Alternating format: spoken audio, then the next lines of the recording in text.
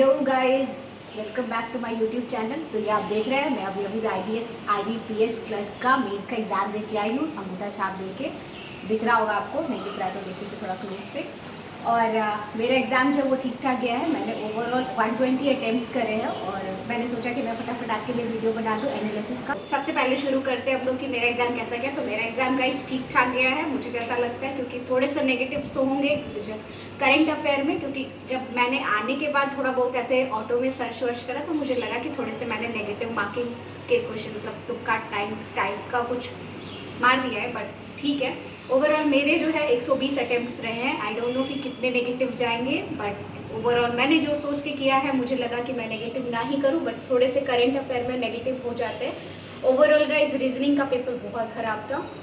तो मुझे नहीं पता बाकी लोगों का क्या गया है, लेकिन मेरा रीजनिंग का पेपर बहुत ख़राब गया है। मुझे लग रहा था कि मैं पजल्स अटेम्प्ट कर लूँगी और बहुत अच्छे से कर लूँगी, लेकिन पजल ने मुझे बहुत धोखा दिया है। पहले मैं उसको शुरू करी थी, लेकिन मैं उसको ख़त्म नहीं कर पा रही थी, बहुत ज़्यादा दिक्कत हो गई। और इसके बाद मिसलीनियस के लिए भी मेरे पास बहुत ज़्यादा टाइम नहीं बचा, बट मुझे लगा कि मैं वैसे भी मिसलीनियस को थोड़ा स्किप कर दूँ, तो मैंने स्किप कर दिया।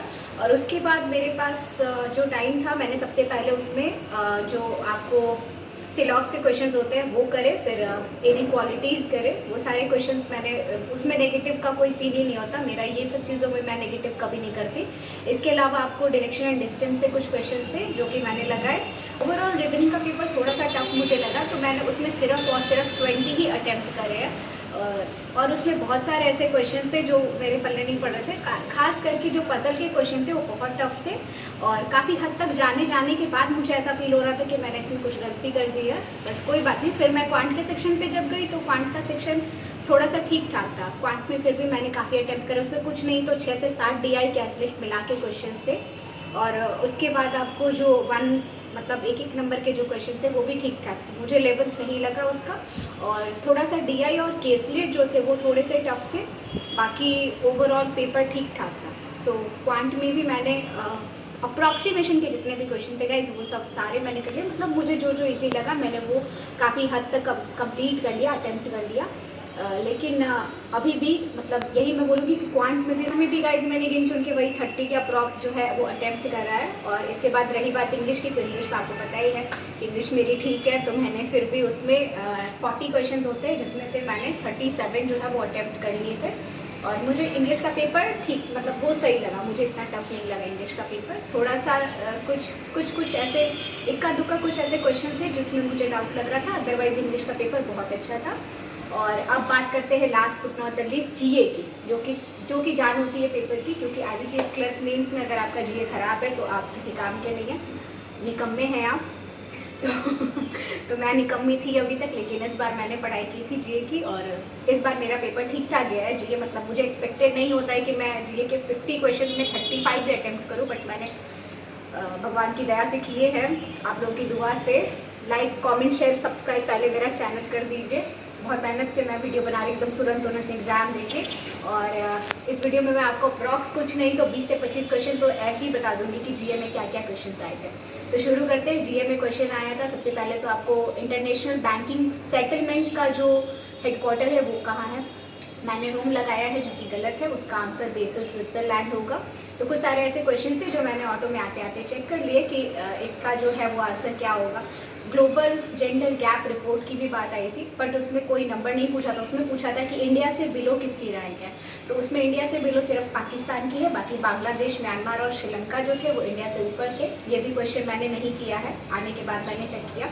इसके बाद एक्सपोर्ट प्रिपेयर्डनेस इंडेक्स में इंडिया का कौन सा स्टेट है जिसने टॉप किया है, तो इसका आंसर तमिलनाडु है, आप सबको पता ही होगा, क्योंकि इलेक्ट्रॉनिक्स के क्षेत्र में प्लस एक्सपोर्ट प्रिपेयर्डनेस में दोनों में ही जो तमिलनाडु था ये सबसे टॉप में था, तो इसका आंसर मैंने सही लगाया है।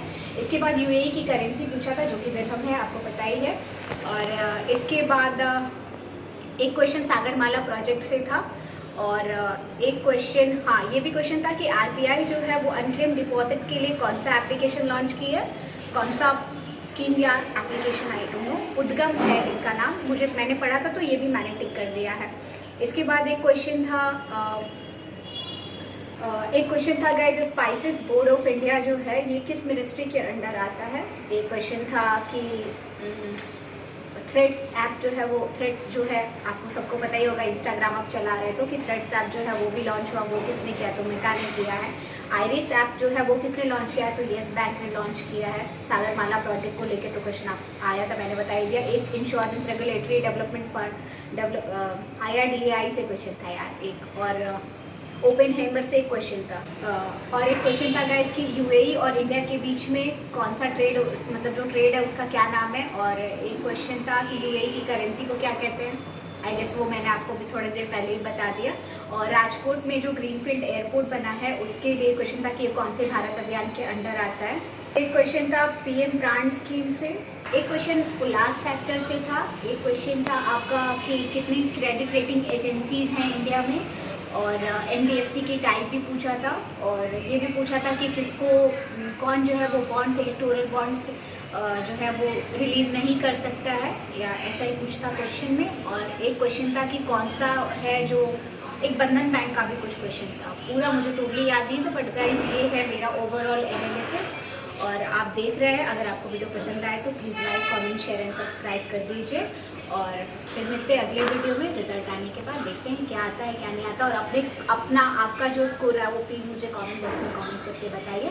वीडियो को लाइक करना बिल्कुल मत भूलिएगा, क्योंकि बहुत मेहनत लगी है। अभी मैंने खाना भी नहीं खाया है, तो अब मैं जाऊँगी खाना खाने। मैंने सोचा सबसे पहले आपको अपलोड करके बता दूँ किस तरह का एग्ज़ाम गया है और किस तरह का आपका एग्ज़ाम गया, आपने किस किस सब्जेक्ट में किस सेक्शन में कितना अटैम्प्ट करा है, प्लीज़ मुझे कमेंट करके बताइएगा। तो फिर मिलते हैं guys. Okay, bye bye, tata, see you again. कल फिर मिलेंगे, समझ गए आगे। Okay bye.